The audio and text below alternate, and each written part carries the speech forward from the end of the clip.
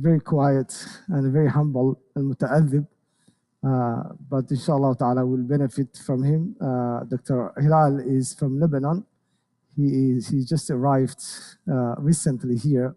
Maybe this is second year? His second year here in Ottawa, inshallah ta'ala, and he's always here helping us, also Hafid of the Kitabullah, the Book of Allah, and always ready here to help us. So he's one of our own here. And I say to you, always, we have all it takes to do da'wah in this masjid right here in Ottawa. Dr. Hilal tonight will be speaking about fiqh, أحكام الصلاة, أحكام الطهارة والصلاة, the ruling of tahara, purification and prayers. What's المعلوم من الدين بالضرورة, the essential that every Muslim should be knowing.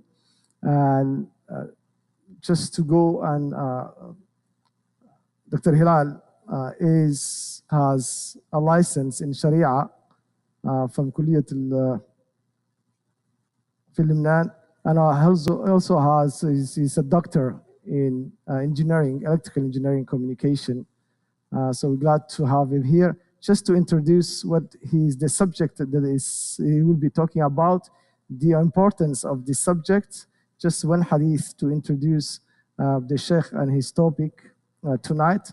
عن أبي هريرة رضي الله عنه قال قال رسول الله صلى الله عليه وسلم إن أول ما يحاسب به العبد يوم القيامة من عمله صلاته فإن صلحت فقد أفلح وأنجح وإن فسدت فقد خاب وخسر فإن انتقص من فريضته شيء قال رب عز وجل انظروا هل لعبدي من تطوع فيكمل بها ما انتقص من الفريضة ثم يكون سائر عمله على ذلك. رواه الترمذي وقال الألباني حديث صحيح. Abu Huraira narrates from the Messenger of Allah sallallahu alayhi wasallam that he said, the first action for which a servant of Allah will be held accountable on the day of resurrection will be his prayers. If they are in order, he will have prospered and succeeded. If they are lacking, he will have failed and lost. If there is something defective in his obligatory prayers, then the Almighty Lord will say, see if my servant has any voluntary prayers that can complete what is insufficient in his obligatory prayers. The rest of his deeds will be judged the same way. So that's how important it is.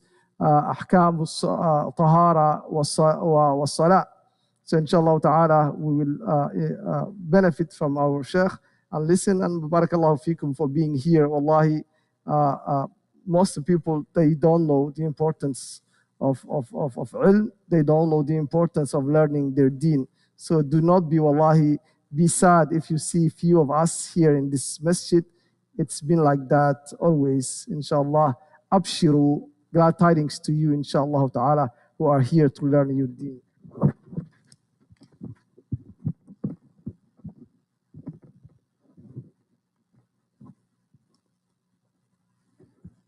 جزاك الله خيرا شيخ اسماعيل. الحمد لله رب العالمين أكمل الحمد على كل حال، والصلاة والسلام الأتمان على سيد المرسلين كلما ذكره الذاكرون وكلما غفل عن ذكره الغافلون. اللهم صل عليه وعلى آله وسائر النبيين آل كل وسائر الصالحين نهاية ما ينبغي أن يسأله السائلون. اللهم علمنا ما ينفعنا وانفعنا بما علمتنا وزدنا علما. اللهم إنا نسألك علما نافعا ورزقا واسعا ولسانا ذاكرا وقلبا خاشعا وشفاء من كل داء. Allah subhanahu wa ta'ala يقول وَقُلْ رَبِّ زِدْنِي عِلْمًا. And say, my Lord, increase me in knowledge. The scholars of interpretation, Quran interpretation, they said that Allah did not command His messenger nor our nation to ask for something to be increased in except in this verse in the whole Quran.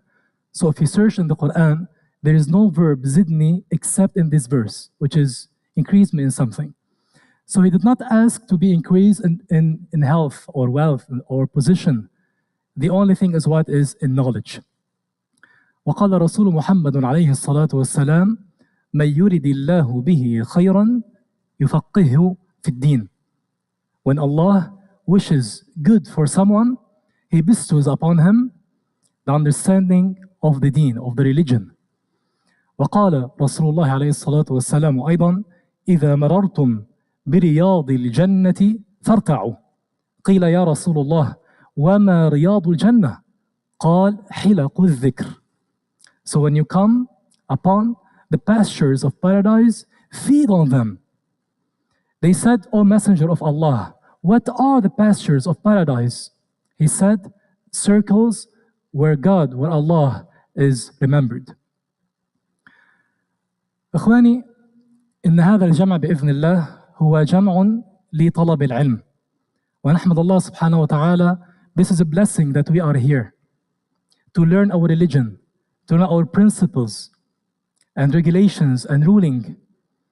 And this is something that we are obliged to learn.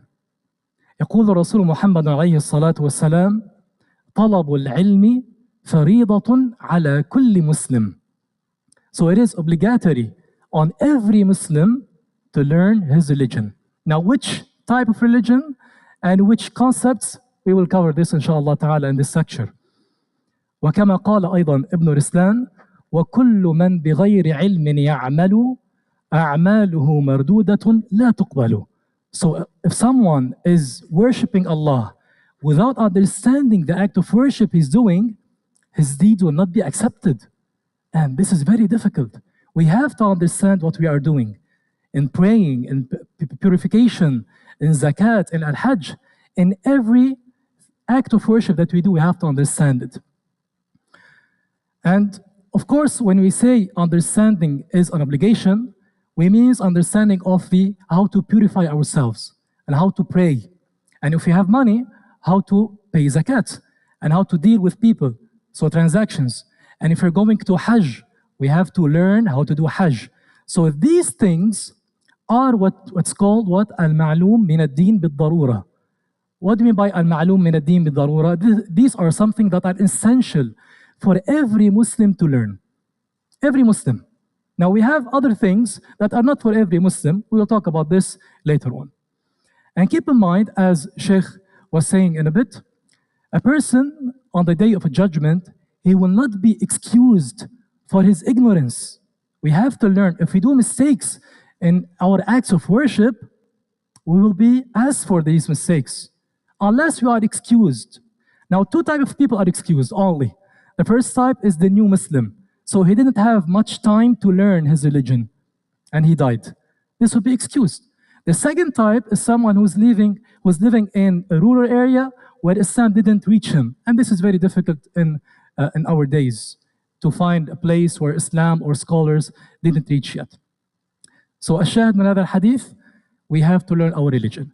In these lectures, inshallah ta'ala, this Friday and next Friday, we will learn the rules of purification and also of prayers.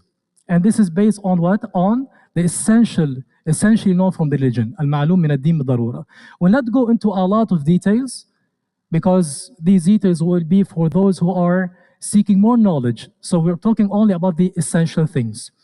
And the ruling that will be covered here are from the al-madhab al-shafi'i, so the schools of al-shafi'i. Now, in some cases, I will state some differences with other madhahib for things that are widely known, to be able to understand what's the difference in between madhab al-shafi'i and the other madhahib, but not in all and every detail.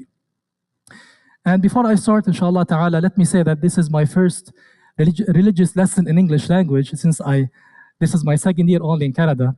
So I ask Allah before the lesson to make it easy for me to deliver the message from Arabic to English, which will be the best way to deliver it, inshallah ta'ala, to this mosque. وبسم الله نبدأ إن شاء الله. So in this section, we'll start by what's called أحكام الطهارة, the rules of purification. What are the topics that we're going to take? We're going to start by what's called the الأحكام الخمسة. And this is extremely important to understand, because every action that we do in our life, it will fit into one of those أحكام خمسة. Every action. Okay? So this is al-fuqh. These are أحكام al-fuqh. Al-fuqh, simply speaking, is what is معرفة الحلال والحرام. So to know what is halal and what is haram.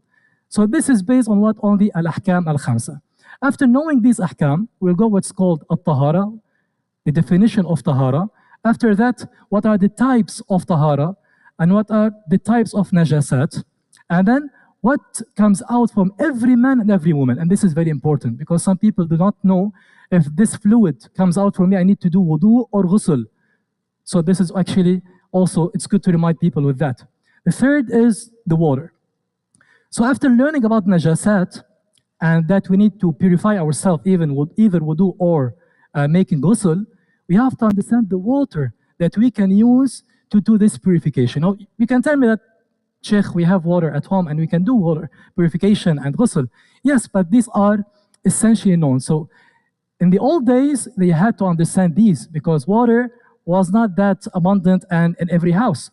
And let's assume that we have a certain, I don't know, catastrophic action and we don't have enough water, we have to understand these things. So, المياه التي يمكن أن نتطهر بها ثم أقسام المياه, so the types of water. And then we will learn the etiquettes of cleaning ourselves, right?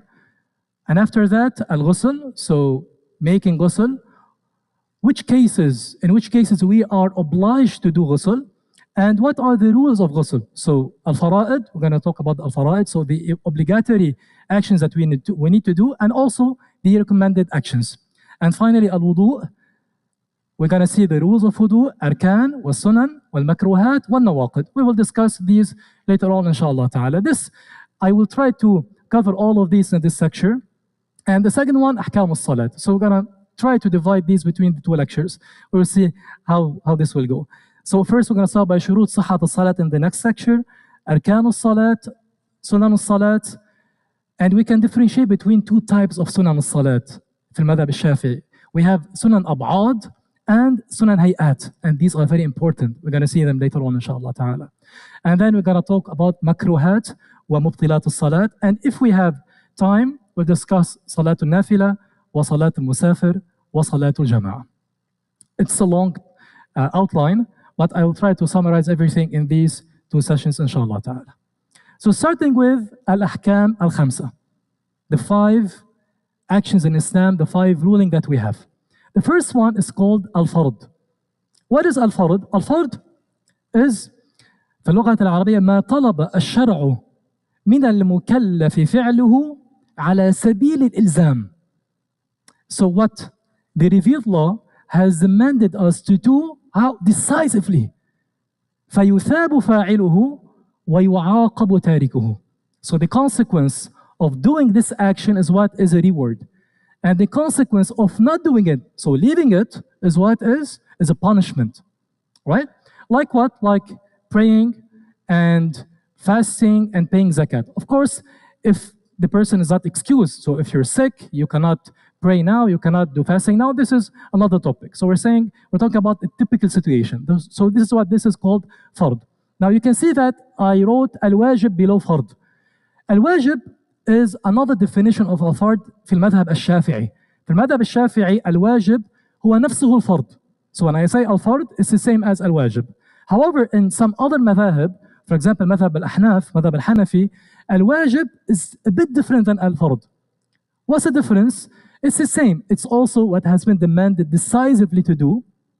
And also the consequence of doing it is a reward, and the consequence of leaving it is a punishment. It's the same. However, the punishment of leaving al-wajib في المذهب al-hanafi is less than the punishment of leaving what? Al-fard. This is the only difference. But in a madhab al-shafi'i, it's the same. Al-fard wal-wajib is the same. Now below I further divide this fard into عيني وكفائي.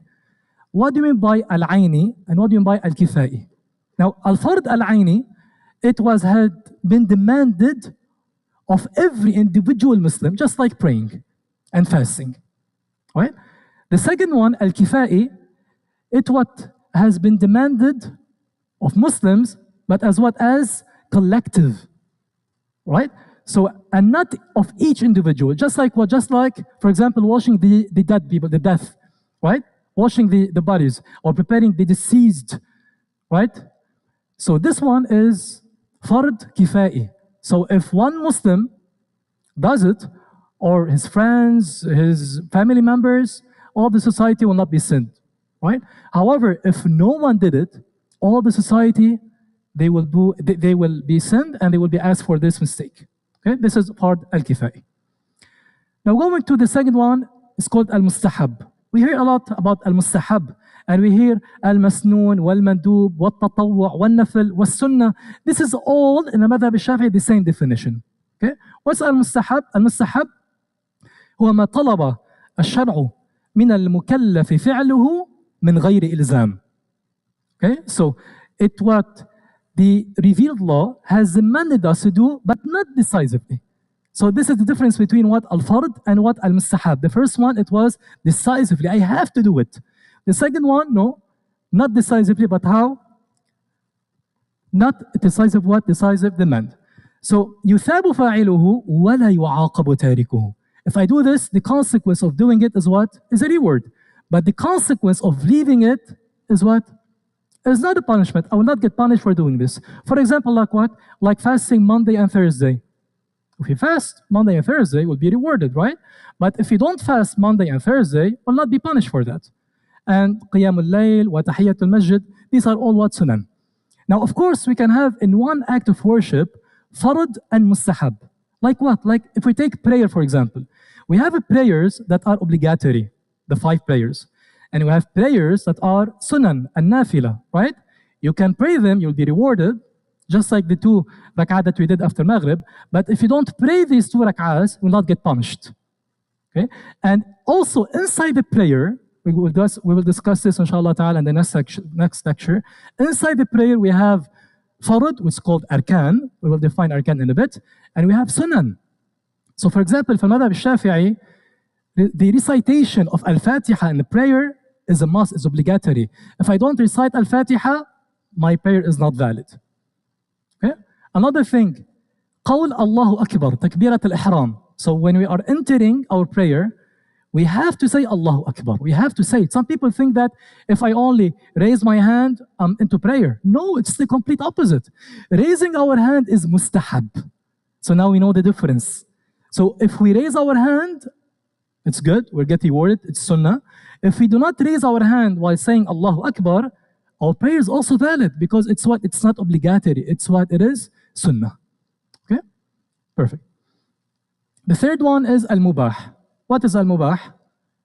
هو ما لا يثاب فاعله ولا يعاقب تاركه. Just like eating and sleeping. Okay? So this is something that the revealed law, it hasn't commanded us to do or to leave. So we have the complete freedom to do that. However, I added in Arabic a word that is extremely important, especially in al-madhab al-Shafi'i.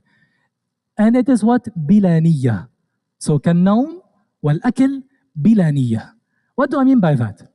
النية, which is the intention, is the basics of everything.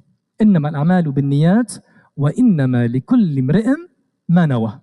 So the value of our actions depends on what? On the intention behind it. Our intention. So how to do this with al-mubah? How to get rewarded for something that is mubah? Let me imagine this scenario. If you have 3 people, 3 persons, one of them, he went to bed, he slept, he woke up in the morning. That's it. The second one, he went to bed and he said, I will sleep now and I want to get some energy to wake up for Qiyamul Layl or to wake up to pray Fajr Jama'atan fil Masjid. So this person, the time that he will waste during sleeping, it will be rewarded as what? As an act of worship. Subhanallah, because your niyyah was to do this act, to do what? To get some energy to wake up in the morning or to wake up at night and pray. And the third person, he went to bed and his intention was, I will sleep now to get some energy to wake up in the morning and go and steal some houses. So imagine the differences. So to be fair, subhanAllah, the first one, he will not get anything. The second one, he'll be rewarded for this action. The third one, he will be punished for this action. The same action, the three of them went to sleep, right? So this is the niyyah, intention, that is very important. The fourth one is al-haram. Al-haram is the complete opposite of al-fard, the complete opposite. So in al-fard, we said that what? We said it is what the revealed law has demanded us to do what? Decisively. Now this one is what? It is what the revealed law demanded us to leave decisively. Do not do it. This is the complete opposite of al-haram. Haram and what? At-afard. So, يُثَابُ تَارِكُهُ وَيُعَاقَبُ فَاعِلُهُ. Like what? Like شرب الخمر والسرقة. Of course, I can also add here النية. Because if someone, he didn't drink alcohol, not because of the fear of Allah, not because it's haram, just because he didn't like it, he will not be rewarded for it. Right? Some people say, Muslims, subhanAllah, they say, I will not drink alcohol because I do not like its taste. It's haram. So you not get rewarded for that. Okay? And the same thing for as-sariqah. So if you don't steal, of course, if you don't steal for Allah, for the sake of Allah, you'll be rewarded for that. But if you go to a house and you couldn't steal because you saw that the family members are sleeping in the house, so you left, you'll not be rewarded for that. Right? Except if you tubta ila Allah and you said, Allah, I'm gonna stop this. I can steal now. I have nobody at home. The thing is in my hand. I can steal now. And you said, oh Allah, I will forget all about this. I will keep it here. I will go to my home and I will forget about stealing. In this moment, you'll be rewarded for that because you left this thing, it was very easy for you to steal for the sake of Allah. Our deen is extremely beautiful, subhanAllah, which is the intention, that is the basics of everything. The last one is al-makruh. And this is very important to understand. Now, what is al-makruh? Al-makruh, al-madhab al-shafi'i, can be also divided into two categories. What are these two? Al-makruh tanzihiyan, which وهو المكروه عندما نقول مكروه في المذهب الشافعي is مكروه تنزيهيا. And the second one is المكروه تحريميا. What do you mean by that? And what do you mean by al-makruh? Al-makruh in English is the disliked, right? It's the dislike. The first one, which is al-makruh تنزيهيا, هو ما طلب الشرع من المكلف ماذا؟ تركه. لأنه مكروه تنزيهيا. تركه من غير إلزام. So not decisively, just like what? Al-haram. من غير إلزام. فيثاب تاركه ولا يعاقب فاعله. Just like what? Just like sleeping in our stomach and drinking and eating while standing up. This is makruh tanzihiyan. If we drink while standing up, we don't get punished. But if we sit down and we said that I'm gonna drink while sitting down as a sunnah, you'll get rewarded for that. Right? This is the difference. The second one is al-makruh tahrimiyan. What is al-makruh tahrimiyan? This is an analogy to al-wajib عند الأحناف. المكروه تنزيهيا تحريميا is ما يثاب تاركه ويعاقب فاعله. ولكن هذه العقوبة هي دون عقوبة ماذا؟ عقوبة الحرام. دون عقوبة الحرام. So this is something that the revealed law has demanded us to leave decisively also, but not to the extent that it is unlawful, which is al-haram. So the punishment of doing it is less than the punishment of doing what? Doing al-haram. Just like what? Just like praying an-nafila after salat al-asr. We know that la salata ba'da al-asr, right? Except if we have qada. So if you didn't pray dhuhr, for example, and we need to pray dhuhr, and we prayed asr jama'ah, we can pray dhuhr after asr. But salat al-nafila هي مكروه تحريميا صلاة النافلة بعد صلاة العصر. Except in المذهب الشافعي, we can pray صلاة النافلة after Asr if we have an excuse for that. Now, what's the excuse for that? For example, if someone is always, all his life, praying 2 rak'at sunnah before Asr, always, right? And he came to the mosque and he prayed Asr directly without praying these 2 sunnah. Madhab al-Shafi'i, since he is doing that all his life, you can do it after Asr. Just like fasting Monday and Thursday. We know that after Sha'ban, Nusf Sha'ban, you cannot fast unless you have days from the previous year, right? You cannot fast just nafila. However, if you are all the year fasting Monday and Thursday, you can still, في المذهب الشافعي, pray, fast Monday and Thursday after انتصاف Sha'ban, after 15 of Sha'ban. Okay, it's the same thing, the same rule. So this is for the al-ahkam al-khamsa. Now going from al-ahkam al-khamsa to al-tahara, we're going to see in praying and in making ablution and making ghusl, how can we see those fara'id, makruh, mustahab, mubah, to know which action I can do and which action I cannot do and which action I should do, right? So going and starting with الطهارة. Now, لغة ما هي الطهارة؟ الطهارة هي النظافة والتخلص من الأدناس. حسية كانت كالنجس أو معنوية كالعيوب. So in short, what is الطهارة? It means to clean ourselves. So cleanliness and ridding oneself of dirt. Okay, of course we have to purify our heart, our body, our clothes. This is all under what? Under tahara. Okay? The second one, which is istilahan, which is the definition of at-tahara shar'an. So how the revealed law define what at-tahara. هي فعل ما تستباح به الصلاة. فعل ما تستباح به الصلاة. So doing something that if I do this thing, I can pray. I can pray after it. Just like what? Just like wudu, just like ghusl, and also removing najasa from our clothes and our body. Okay? And of course, we have to remember that during our prayer, we are having a communication with our Lord, with our Creator, right? So we have to purify ourselves, inwardly and outwardly, our clothes, our body, and also the heart. People are missing this part. You have to go into prayer and you have to be in full khushu'. It's not hard to be in full khushu'. We can talk about this later on because it's very hard to be full khushu' the whole prayer, but it's sunnah to have khushu'. So to do khushu', to have this khushu', you have to come to prayer and to purify your heart. And just forget everything about life. Now it's a time for what? To focus on Allah, to focus on my prayer. Okay? So this is as-silahan. What we will do now, since we have al-wudu and we have al-ghusl and we have izalatul najasa, I'm going to start by the easiest part, which is an-najasa. We'll define what is najasa and how to remove this najasa. And then we'll go to wudu and ghusl. Okay? So starting with at-tahara. What are the different types of at-tahara? And from that, we're going to go to the different categories of what? Of an-najasat. أنواع الطهارة, we have two types. الطهارة من النجس والطهارة من الحدث. النجس, which means what? كل شيء مستقذر على البدن أو على الثياب. Okay? So everything that is filthy, that is on our clothes, our body, that prevent us from what? From praying. So it prevents the validity of our prayer. Okay? So this is الطهارة من النجس. الطهارة من الحدث, so by making wudu or what? Or ghusl.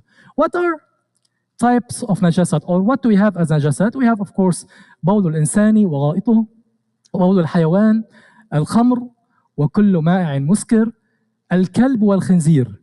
Let me translate this, and because we have some details here. So first we have the man's urine and feces, and the urine of animals. These are all what? Najasat, في المذهب الشافعي. We have also wine and every other intoxicating what? Liquid. In المذهب الشافعي الخمر هو نجس. If we have khamr in our clothes, we have to clean it. The third type is what? Is dogs and pigs. Now, I will stop here for a minute. Dogs and madhab al-Shafi'i is what? Is najis. وهي نجاسة مغلظة. I'm going to talk about this in a couple of slides. In other madhab, for example, madhab al-Maliki, al-kalb laysa binajis. So if you see tomorrow, after tomorrow, a sheikh saying that al-kalb laysa binajis, he might be following al-madhab al-Maliki. However, مذهب الأحناف والشافعية والحنابلة الكلب نجس. Okay? الكلب ماذا؟ نجس. We have najasa. And we have to clean our clothes or our body or our carpet, our house from his najasa. However, keep in mind that even with al-madhab al-maliki, even if the dog is not najis, we have conditions to have a dog at our home. And the same for all madhab. This is something that not everyone knows. What are the conditions? It has to be a dog that is used in security or in hunting. This is the first condition. Now you can see a small dog and they will tell you, no, this is for security. It's a small dog, he cannot do anything. And the second thing, he has to be outside your house. He cannot be inside. So you have to have a small house for the dog outside your house, not inside. So even in a madhab Maliki, it's not najis, you have to have these conditions, which is very hard to attain nowadays. Especially here in Canada, you cannot have a dog sitting in the snow and just sleeping outside. Okay. The fourth one is al-mayta. كل حيوان مات بغير ذكاة شرعية. What do you mean by that? So every animal that dies without being slaughtered in Islamic way. So this one is also what najis. If it touches our body, our clothes, we have to clean after it. The fifth one is ad-dam. And we said here ad-dam was-sa'il, because if we have little drops of blood on our clothes, this is something that can be excused, especially if we are doing our prayers. Okay? So ad-dam was-sa'il, which is the flowing blood, including, for example, what the pus. And any part of an animal, كل جزء انفصل من الحيوان حال حياته. So if you have a certain animal, any animal, and part of this animal انفصل عنه, so he lost this part, and he's still alive. So it wasn't slaughtered under the Islamic slaughtering. So this is also what najis. Seventh, لبن الحيوان غير مأكول اللحم. So the milk of animals whose flesh is not eaten. Now, of course, nowadays, what we will see in our daily life is urine, is al-khamr, al-kalb, right? And ad-dam, al-sal. So this is what we will discuss in a bit, inshallah ta'ala. So these are all an-najasat. Now, to learn how to purify ourselves, our body, and our clothes from a najasat, we have to understand the types of najasat, the level of this najasa. Now, a najasa, broadly speaking, it can be divided in two categories: al-ayniyya wal-hukmiyya. العينية والحكمية. ما يعني العينية؟ أي إن كان لها لون، طعم أو ريح. So this najasa, it has what? It has qualities, it has a color, it has a smell, it has a taste. Okay? We call this what? النجاسة العينية. So discernible najasa. The second type is indiscernible najasa. هي النجاسة ماذا؟ الحكمية. What do you mean by نجاسة حكمية? So for example, we had some urine on the floor, but it had dried. And I cannot see it anymore. I cannot see it, I cannot smell it, I cannot taste it, of course. So I cannot at all say that there's a najasa here, but I know that there was najasa here. So I still have to purify the floor, the ground, the carpet, our clothes. I still have to do that. Okay? How to do that? We have three types of najasat.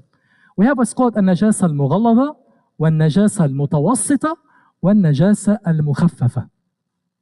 What is النجاسة المغلظة? This is the heavy najasa.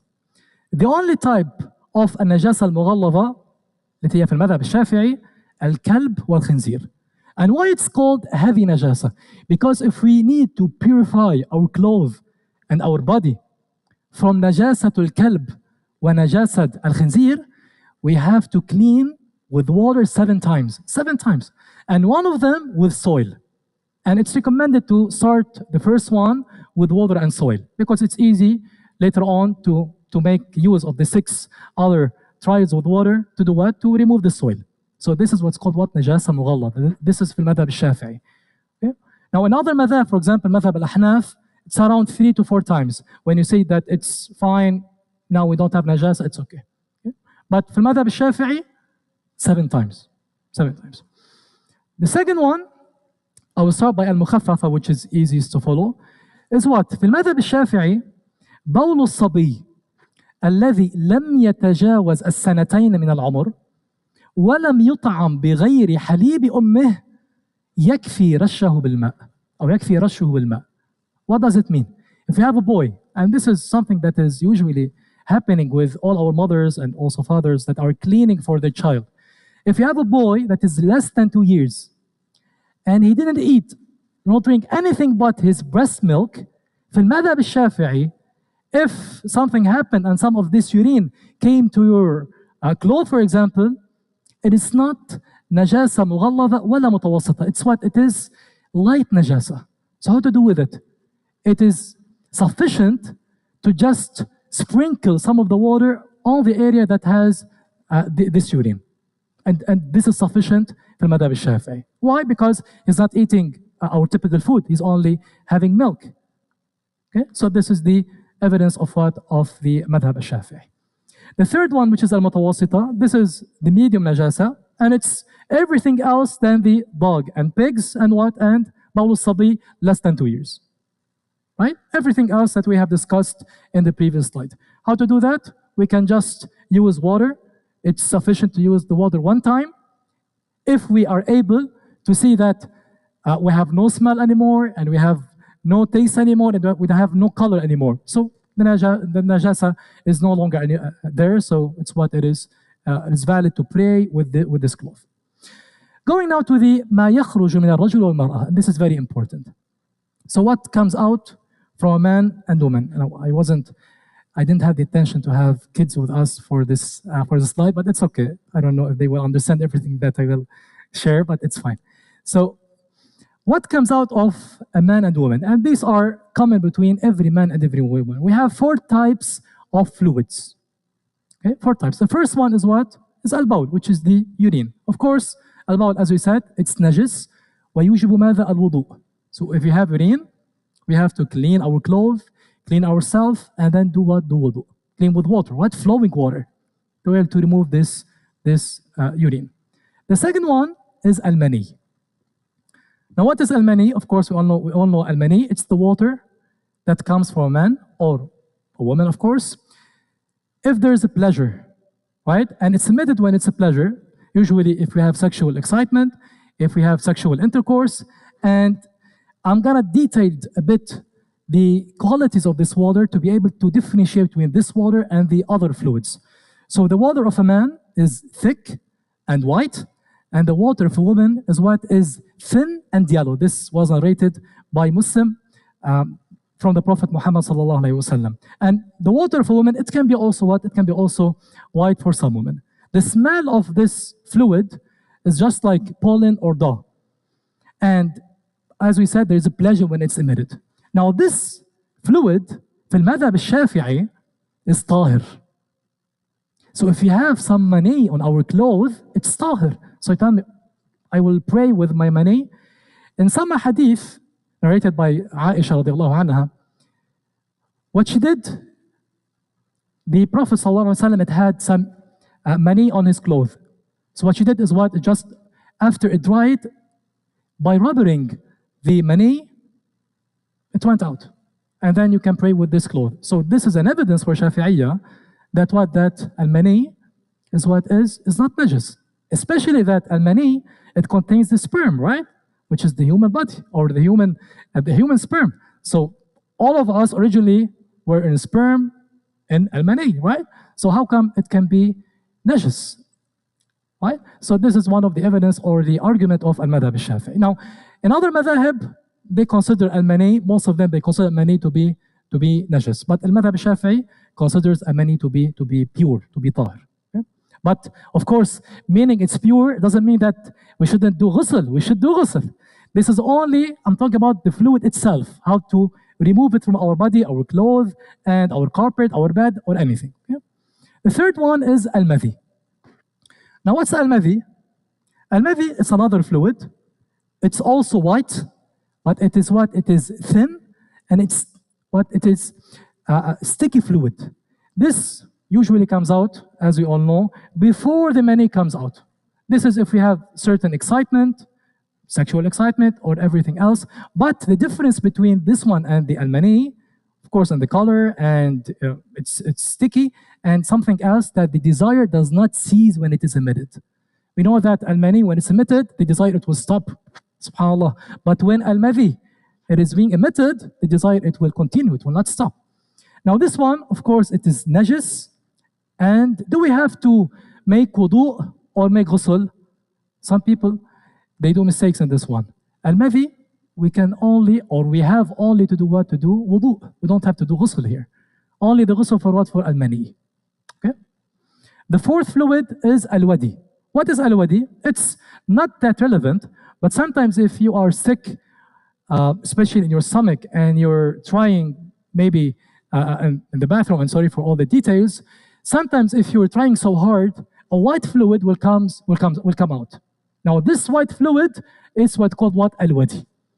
This one is najis. However, we shouldn't, or we have we don't have to do what? To do ghusl, only wudu. Okay, this is what called what? Al-wudu. Right. So now knowing that we have all of these type of najasa, and we discussed the different categories of it, now we come to what? To water. So which type of water we can use to do our purification? If it is ablution, wudu, or it is what? It is ghusl. We have 7 types of water. So مياه 7 هي ماء السماء وماء البحر وماء النهر وماء البئر وماء العين وماء الثلج وماء البرد. 7 types of water that we can use to do this what? Purification. So this is first ماء السماء, which is of course the water from the sky. The second one is the water from the sea. The third one is the water from the rivers, the water from the wells, from springs, from snow, and from hail. So all of these water can be used for purification and can be further summarized on the one statement: the water that comes or that falls from the sky or comes out from earth. As simple as that. Okay? Now, knowing those type of water, we can divide the water into categories. So because those 7 types, they can change. We can put another ingredient to them. So can we make purification with the water that we add an ingredient to it? It could have a najasa that is falling into it, right? So can we do also wudu or ghusl using this water? This is what's called what? The categories of what? Of miyah. The first one is called tahir mutahir. What is tahir mutahir? This is pure and purifying. This is what's known as what? As al-ma'ul mutlaq. So هو الماء المطلق الباقي على أصل خلقته. So it's a water, the 7 types of water that you just seen in the previous slide, that's still the same. Even if it contains some dust, even if it is stagnant for a long period of time in a certain vessel, it's fine. We can still use it for what? For purification. Okay? This is the first type.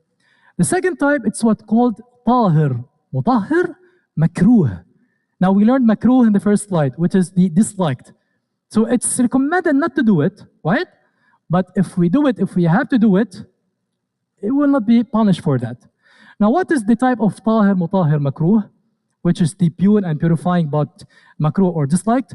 هو المشمس بقطر حار بأواني معدنية. Now this is not usual in our days, especially in this region of the world, but it is typical in the Gulf region. So this is what? This is the water that has been heated by the sun. Heated by the sun. And we have conditions for that. The first condition, it should be in a hot land, very hot land, just like Saudi Arabia, for example, or Kuwait. And the second condition, it should be in a vessel. And this vessel, it should be from iron or copper or any material or metal that can be hammered. Okay?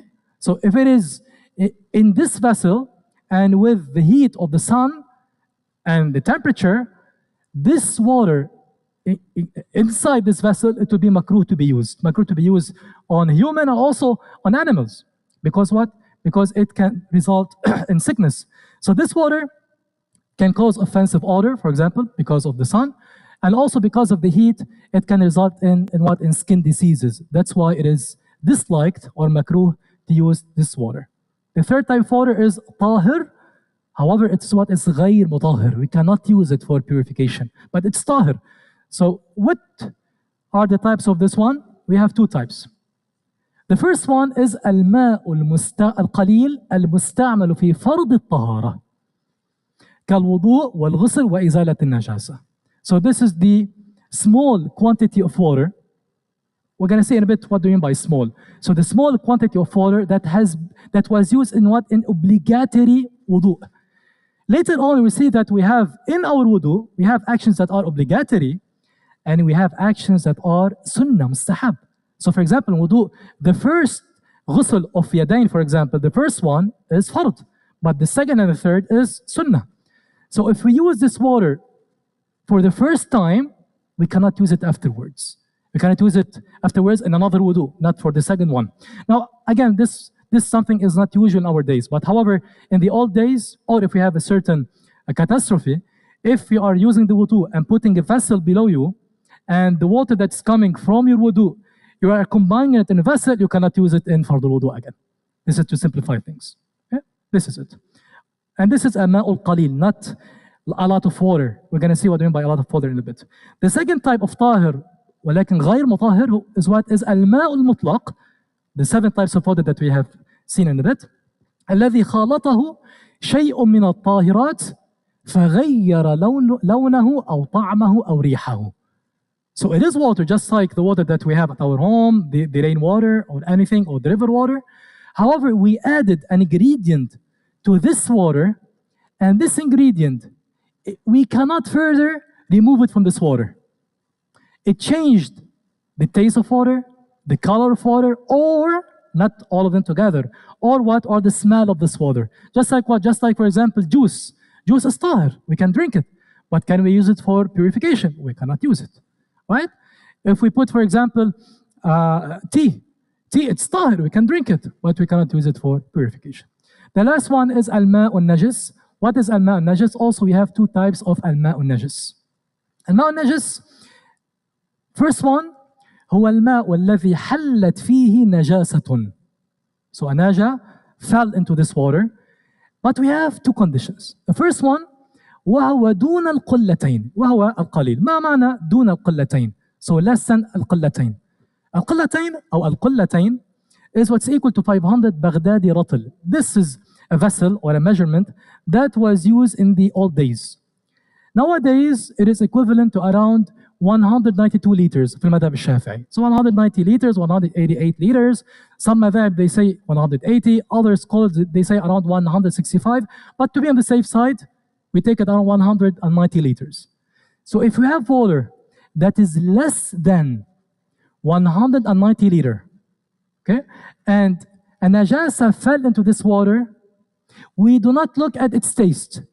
We do not look at its smell, nor its color. Directly, we say that this is najasa, I cannot use it anymore. Okay? This is the first type. The second one, if the water is larger than 192 liters, more than that.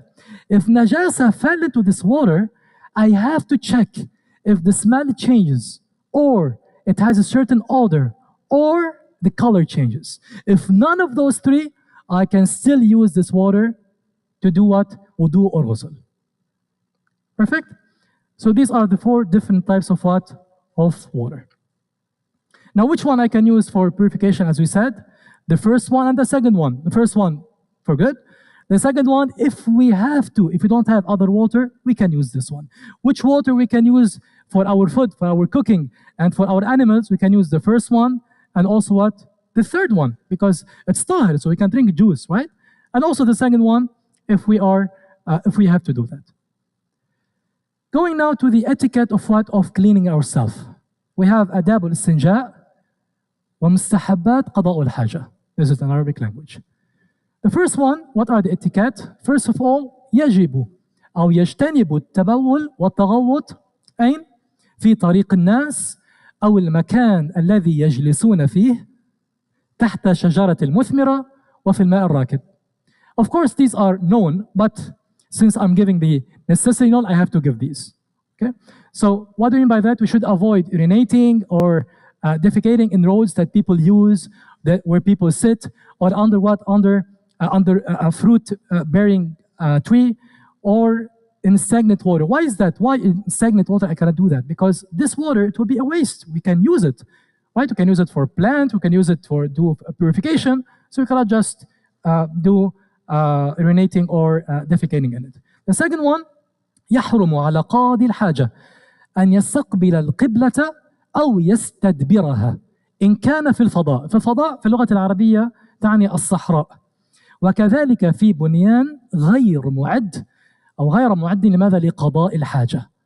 What do you mean by that? It's unlawful to urinate or defecate where in an open space, just like in the desert or here, and at the same time have the qibla, so to be directed to the qibla, or to do what? To have the qibla on our back. This is not lawful. We cannot do that. We should avoid that. Unless if we are inside a certain building and it is a building to sleep in and everything is in it, المذاهب الجمهور, so most of the scholars they said that you cannot control your toilet, but if you can control it, that's fine. But if the toilet is inside your home and you have walls that is it is acting as a screen for you, it's all right if you are تستقبل أو تستقبل قبلة, it's okay. Okay, these are madhab al-jumhur nowadays because it's hard now to change our toilet. Just like not in the old days, they can do that very easily. Nowadays, it's a bit difficult. The third one is al-istinja'u bil-yasar. So cleaning ourselves using what? Using our left hand and not our right hand, because we need to honor our right hand, right? So we use our right hand to eat and to do things that are, for example, paying sadaqah, paying zakat, using what? Our right hand. But the things that includes, for example, removing najasa or these things or cleaning ourselves, we use what? We use our left hand. Okay, this is from the etiquette. The fourth one is عدم النظر إلى السماء ولا إلى الفرج ولا إلى ما يخرج. So what do we mean by that? We shouldn't look towards the sky while urinating, right? And we shouldn't look at our private parts or what's coming out from our parts. This is from the etiquette of what? Of al-istinja. And the fifth is يكره الكلام أثناء قضاء الحاجة والأكل والشرب. So while you're urinating, from the etiquette, you shouldn't speak. If someone says hi, you shouldn't say hi back, or assalamu alaikum wa alaikum salam. Rasul Muhammad he didn't do that, right? Someone, he was passing beside the Rasul Muhammad and he was urinating, and he said assalamu alaikum, he didn't reply. So from the etiquette of al-istinja, we shouldn't speak with anyone. Okay? So this is the fifth one. The sixth one, and this is the last one. لا يحمل ذكر الله تعالى. So if you have a certain bracelet and that shows Allah, the name of Allah, we should remove this before going into what? Into the toilet. And this is from the etiquette of what? Of al-istinja. Mustahabbat qada al-haja. The first one, these are mustahab. What do you mean by mustahab? We just learned this. This is the recommended action. So if you do this, we'll be rewarded for the sake of Allah. If we don't do that, we'll not get punished, right? The first one is تقديم الرجل اليسرى عند الدخول واليمنى عند الخروج. طبعا from the toilet. Okay, so we go in using what? Using our left foot, and we go out using what? Our right. The second one is الدعاء قبل الدخول. بسم الله اللهم إني أعوذ بك من الخبث والخبائث. So before entering the toilet, we say this dua. And the third one, الدعاء بعد الخروج. What do we say? We say غفرانك. So we ask Allah for tawbah, for forgiveness, right? الحمد لله الذي أذهب عني الأذى وعافاني. Now, the second part of it, the second part, which is الحمد لله الذي أذاقني لذته وأبقى في قوته ودفع عني أذاه. Some scholars ضعف this part. So they said that this is weak, the second part. But the first part is part that has been recommended and narrated by many scholars. Now, I'm going to stop a bit for this thing because this is very nice dua. Imagine that you are going outside the toilet and saying غفرانك. So you're asking forgiveness from Allah subhanahu wa ta'ala. And I used to think of that many times. So why do we say غفرانك when you are going outside the toilet? So what did we do? Did we do something wrong inside the toilet to say غفرانك? And the explanation of this thing is marvelous. The scholars, they have two answers. The first answers, they said that, and this is the most famous answer, they said that we ask Him forgiveness because we are not thanking God enough for the food that He gave us, and then for the ni'mah that we were able to digest this food to be able to come out from us. Subhanallah. A lot of people nowadays, they don't have food, or they have food, but they cannot digest it. They need to go to the hospital to do that, right? So this is ni'mah. We are not thankful enough. This is the first explanation. The second explanation, wallahi, it is something, for me, it is very difficult when I think of that. The second explanation, they said that Rasul Muhammad والسلام, when he was in the toilet, he wasn't mentioning Allah because he was urinating or defecating, right? So this short time that he spent in the toilet without dhikr Allah Ta'ala, when he went out of the toilet, he said, غفرانك. Oh Allah, forgive me because I didn't think, or I didn't dhikr Allah Ta'ala, it didn't go on my tongue while doing this. Subhanallah. It's a very short of time, and he's asking God for forgiveness. we're wasting hours of our life every day. And we're not even asking for forgiveness. And we're cool with that. So this is something, inshallah ta'ala, to consider in our daily actions. The fourth one is at-tathlith. What do we mean by at-tathlith? At-tathlith, and this is to do the actions of al-istinja, just like in wudu, just like in al-ghusl, in a bit, 3 times. If you do it 3 times, this is sunnah. Okay? Now, what are mujibat al-ghusl? So, when do I have to do ghusl? We talked about the ghusl, we talked about the fluids that comes out from every man and woman. But what are the conditions or the situations where I have to do ghusl? I have to do that. We have 3 that are common between الرجال والنساء وثلاثة تختص بالنساء. So 3 that are common and 3 that are unique for women. The first one that are common is خروج المني. So when al-mani is, when we have mani either from a man or woman, the discharge of al-mani, we need to do what? We need to do ghusl. The second one is what is التقاء الختانين. What do you mean by that? This is hadith Aisha radiallahu anha. This is the sexual intercourse. So if a man and woman, they had a sexual intercourse without discharging mani, they still have to do what? To do ghusl. Okay? Sexual intercourse. So we have the actual intercourse, not only the starting of the intercourse. So if you have the sexual intercourse, they have to do ghusl. Man and woman, both of them, even if no mani was discharged. The third one is al-maut.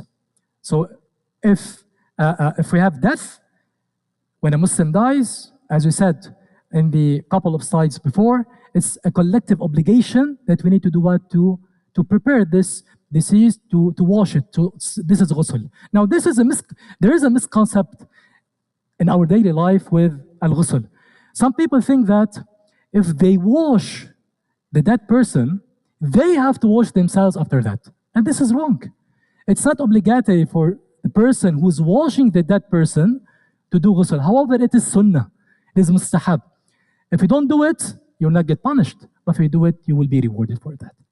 Okay?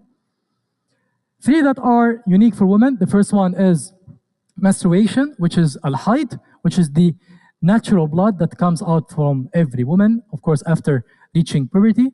And this is monthly basis. After this hayd, a woman needs to do ghusl. Now, the third one, it's a bit weird to have them, but I'm going to explain what's the difference in between. We have an-nifas and we have al-wilada. Now, what do you mean by an-nifas? An-nifas is that this is the blood that comes out after a woman give what? Childbirth, right? This is called an-nifas. And it's called an-nifas because there's a nafas that's coming out from a certain woman. And the woman in this stage is called what? An-nufasa, right? So when a woman give birth to a child, she will have to do what? She will have to do ghusl. What's the difference between an-nifas wal-wilada even? في المذهب الشافعي, which is very rare, but it is in some cases, they said that what if I have wilada, what if I have a childbirth, but I don't have a blood that's coming out? So we don't have the blood of what? Of an-nifas. They said, even though if we have wilada, if you have a childbirth, a woman should do ghusl. And what's the explanation for that? They said that al-wilada here is we have an analogy between this one and what? And coming out of al-mani. Because al-mani, it's a child, right? And al-wilada is also what? We have a child that's coming out of your body, right? So they did some analogy between al-mani and al-wilada, and they said that even if we have a wilada without having blood that's coming out, the woman should do ghusl. Okay? That's perfect. Al-ghusl mandub. What's al-ghusl mandub? This is a sunnah. So we do ghusl, but we're not obliged to do that. The revealed law did not demand us to do what decisively. It's what he commanded. Just like what? Just like ghusl yawm al-jum'ah on Friday, just like today, we had to do, not we had to do, we did ghusl as what? As a sunnah, right? And we have the ghusl on the 2 Eids. And we have ghusl kusufain, kusuf al-shams, kusuf al-qamar. And why is that? Now, the common thing between all of these things that we will see now, so ghusl kusufain, wa ghusl istisqa, so salat al-istisqa, if you have a draft, and we have ghusl al-ghusl mayyit, and al-aghsal muta'alliqa bil-hajj. Now, ghusl al-istisqa, wal-kusufain, wal-eidain, wal-jum'ah, if you notice, all of these 4, they prayed in jama'ah. So subhanallah. So it's mandub if we have to pray in jama'ah, and large number of people to do what? To do ghusl and to go to the mosque, purifying ourselves with a good smell, right? Now, al-ghusl al-ghusl mayt, we said this in the previous slide. You said that this is not obligatory. This is what? This is mandub. This is sunnah. And the last one, al-aghsal muta'alliqa bil-hajj. So when we do, inshallah ta'ala, hajj, before entering, for example, al-ihram, before entering Mecca, we can do ghusl, and this is sunnah. Okay? Now reaching ahkam al-ghusl, which is the rules of al-ghusl. We have furud wa arkan al-ghusl, and we have sunan al-ghusl, and we have makruhat al-ghusl, the disliked actions in al-ghusl. Now what is al-rukun? We learned about what? About al-fara'id in the first slide. We said that al-fard is what the revealed law has demanded us to do decisively, right? Which is the consequence of doing it is a reward, and the consequence of leaving it is a punishment. This is what al-fard. What is al-rukun? Al-ruknu هو ما يتوقف عليه صحة الشيء وهو جزء منه. It's a part of it. So it's also mandatory, but it's a part of something. So just like I said, al-Fatiha is fard in the prayer. So al-Fatiha is rukn min arkan al-salat. Okay, we say that it is rukun. Takbirat al-ihram, saying Allahu Akbar, is a rukun. Okay, because it's part of what? Of prayer. Now in al-ghusl, we have arkan ila al-ghusl, because al-ghusl itself is mandatory, right? If we have mani or other conditions. But inside al-ghusl, we have actions that are mandatory, we have actions that are what? Sunnah.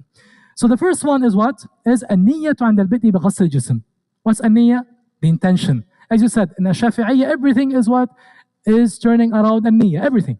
So when you are going into the shower, you have this niyya, you have this intention. And the intention in the heart, guys. The intention is in the heart. We're not obliged to do it in our tongue. Now, some scholars, they say that this is bid'ah. Other scholars, especially in Al-Shafi'iyya, they say, you can do that. You can say it on the tongue. You can run it on your tongue. And it's good to have it on the tongue. And in the heart, it will be synchronized and you will be fully focused on your actions. Okay? But the mandatory thing, to have the niyyah what? In our heart. What do we mean to have it in our heart? When you go into the water, oh, why am I going to the water? To do ghusl. To do ghusl. To rafa' hadath al-janaba. To remove the hadath that I have. To be able to pray. This is our niyyah. Okay?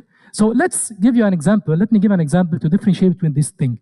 And why is it important to have a niyyah? Let's assume that you're walking with your friend, and your friend is ala janaba, and he has to do ghusl. And you saw an ocean, and you throw your friend into the ocean. Okay? And the water, so this is the second rukun, I'm going to see it here. غسل جميع ظاهر الجسم الماء. So the water, it reached all the entire body from top to bottom. With what? With your friend who is ala janaba. So the question here, when he leaves the water, is he purified? Can he pray? And here we go to the first rukun, في المذهب الشافعي. If your friend in the water, he said, oh, I'm in the water, let me just say, okay, since I'm in the water, I'm going to say that I'm doing ghusl. Yes, he can do that. He can pray. However, if he comes out of water and he didn't have the intention to purify himself, he ran from the water and he just started screaming. So in al-madhab al-shafi'i, it will not be valid ghusl. Now in other madhab, for example, and al-ahnaf, it can be valid. But madhab al-shafi'i, because they do a lot of focus on the intention, it will not be a valid ghusl. Okay? All right. So this is for the furud. The second one, let me just explain the second one more details. So غسل جميع ظاهر الجسم بالماء بشرة وشعرا مع إيصال الماء إلى باطن الشعر وأصوله. What do you mean by that? So to wash the entire body, entire hair, entire skin. We cannot leave any single spot without the water reaching this spot. Okay? And if a person, he has more skins, he has more fat, he need to rub his body to be able to, for the water to come to all his skin. Okay? Now, if someone has a long hair, should he wash all his hair or only أطراف الشعر? We should wash all our hair. And not only the hair that's coming out from here. No, we should wash the start of the hair, all our heads, for the ghusl to be what? To be valid. Okay? Now going to and this one here, it's something that we need to, especially our sisters upstairs. If you have certain nail polish on our nails. If you have a nail polish, this nail polish will block the water from coming into our fingers. Our ghusl will not be valid. You cannot pray. And also doing wudu, if you have nail polish on your fingers, it will not be valid. You cannot pray. Even if they told you that this nail polish the water, it will pass through it. For me and for many scholars, this is nonsense. If you have a certain nail polish, you cannot pray. Now, of course, putting nail polish outside your house is haram. I'm not discussing this. It's haram. الزينة للرجل في المنزل، الزينة للزوج, for your husband and not for everyone outside your home. So if you need to do nail polish, put it at home. Put it after making wudu and removing it if you need to do wudu again. Some people, some scholars, subhanAllah, they say if you put nail polish after doing wudu, he did an analogy with al-khuffain. He said that if you do wudu with your nail polish and ahdatht, so there's something that happened with you and you need to do wudu again. So since first time you did your wudu and you put your nail polish, now it's fine, you can just rub the water on your nail polish. This is something nonsense. Of course it's not.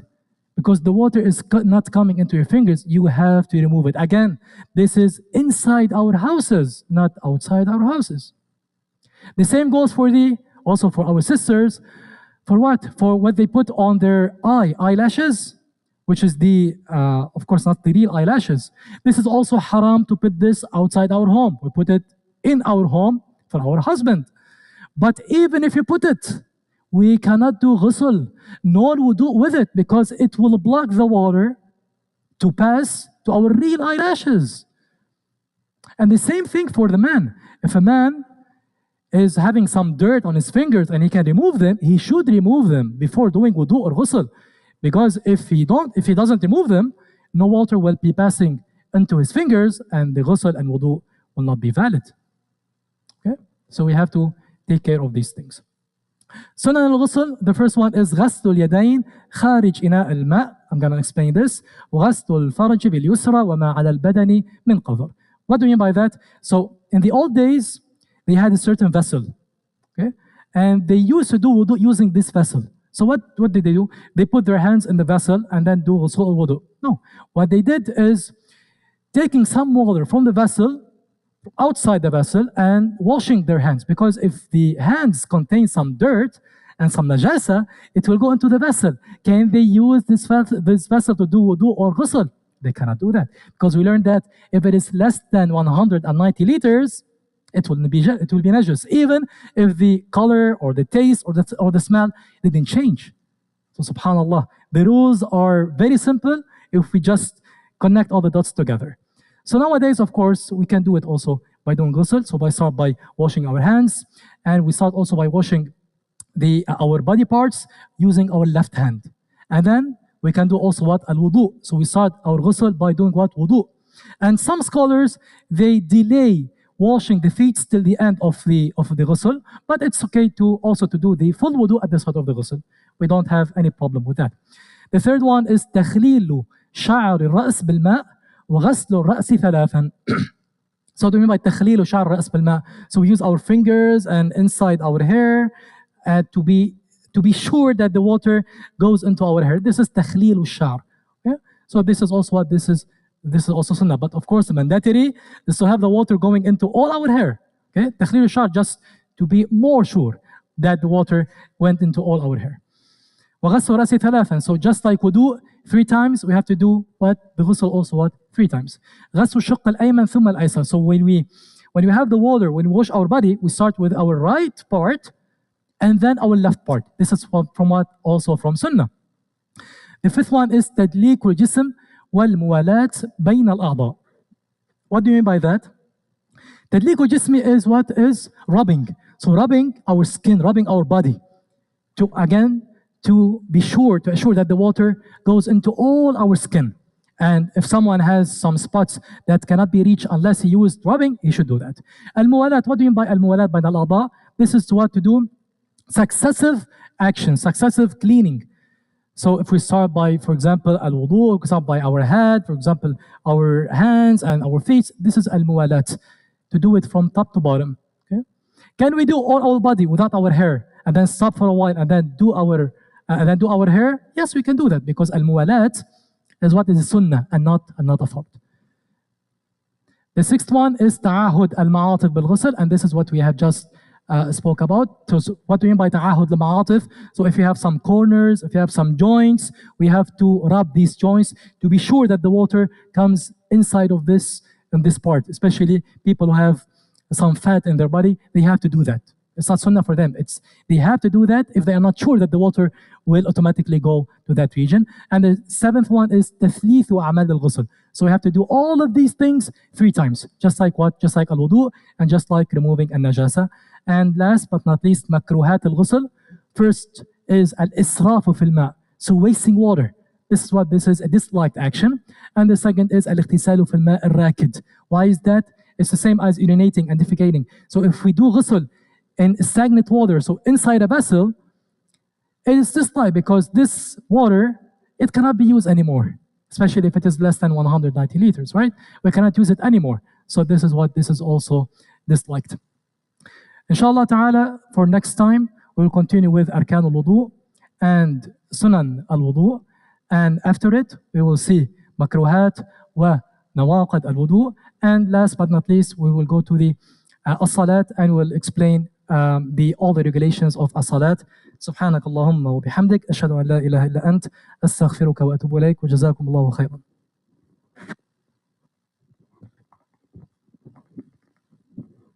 Assalamu alaikum wa rahmatullahi wa barakatuh. I say salam, jazakumullahu khairan to our brother, Sheikh Hilal, or I should say Dr. Hilal El Misilmani. He has a license in Sharia from Lebanon and has also, he's a doctor in engineering, electrical engineering. MashaAllah, very quiet, but he's part of our Jama'ah.